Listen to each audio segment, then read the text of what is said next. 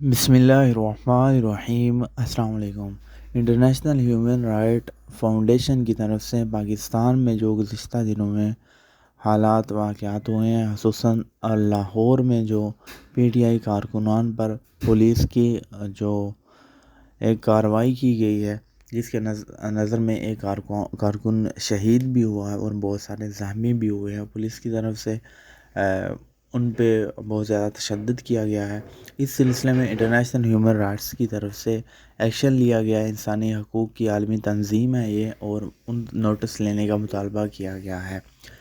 اس کے علاوہ دوسری طرف عورت مارچ بھی تھا، تو وہاں بھی پولیس کی طرف سے ان پر ڈنڈے برسائے گئے اور ان پر تشدد کیا گیا۔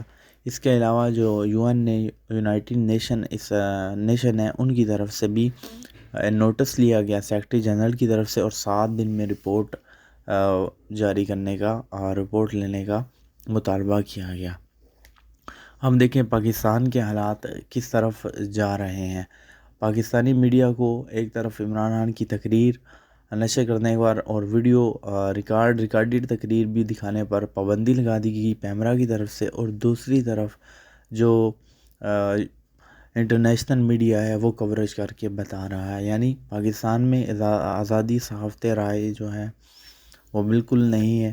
اور جب پھر عمران خان نے چیلنج کیا اس پیمرا کے نوٹس کو، تو پھر عدالت نے واضح کر دیا کہ یہ کوئی طریقہ نہیں ہے کہ آپ لوگ ایک قومی لیڈر کی تقریر اور اس کے بیان پر پابندی لگا رہے ہیں، اور پیمرا کے نوٹس کو معطل کر دیا گیا۔